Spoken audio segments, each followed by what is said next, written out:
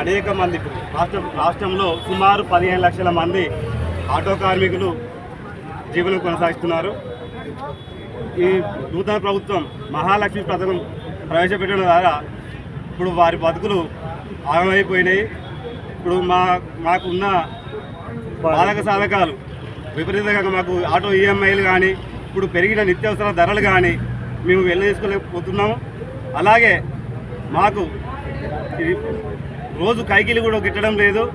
ఇలాంటి సంక్షేమ పథకాలు పెట్టడం వల్ల పేదవారిని ఆదుకోవాల్సింది పోయి పేదవారిని ఏదో మూలిగే నక్క మీద తాటిపండు పడ్డట్టు అయింది మా జీవితం. ఇప్పటికే మేము ఆటో ఈఎంఐలు కట్టలేక, ఫైనాన్సులు కట్టలేక, రోజువారీ చిట్టీలు కట్టలేక, నిత్యావసర ధరలు, అలాగే బడి చదువులు, మా పిల్లల చదువులు కానీ అనేకంగా మాకు నెలకి 20,000 ఖర్చులు ఉంటాయి. మేము రోజు 500-600 వస్తే సంపాదించుకొని బతికేటోళ్ళము. అలాంటి రోజు మాకు డీజిల్ ఖర్చు కూడా రావడం లేదు.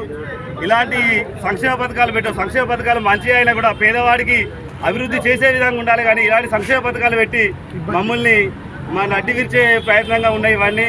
ఇలాంటి పథకాలను వెంటనే గౌరవ శ్రీ ముఖ్యమంత్రి రేవంత్ రెడ్డి గారు విరమించుకోవాల్సిందిగా కోరుతున్నాము.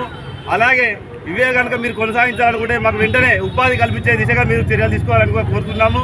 లేదంటే మా రానున్న రోజులలో విపరీతంగా మా రోడ్డు మీద పడతాయి, మా బతుకులు ఆగమయ్యే దిశగా ఉన్నాయి. కాబట్టి ఇలాంటి పరిస్థితులు రాకుండా చూసుకోవాల్సిందిగా శ్రీ గౌరవ ముఖ్యమంత్రి గారిని కోరుతున్నాము.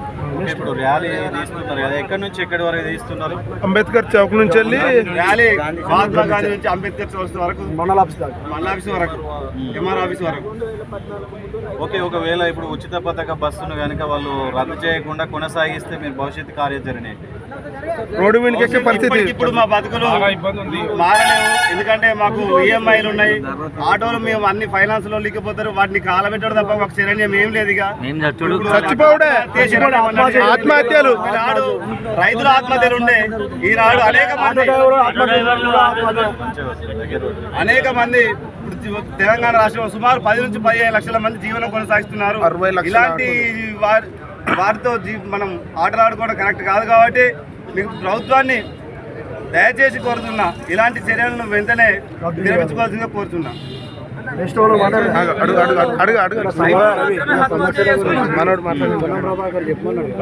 అదే నెక్స్ట్ మాట్లాడేటోళ్ళు సబ్జెక్ట్ చెప్పు.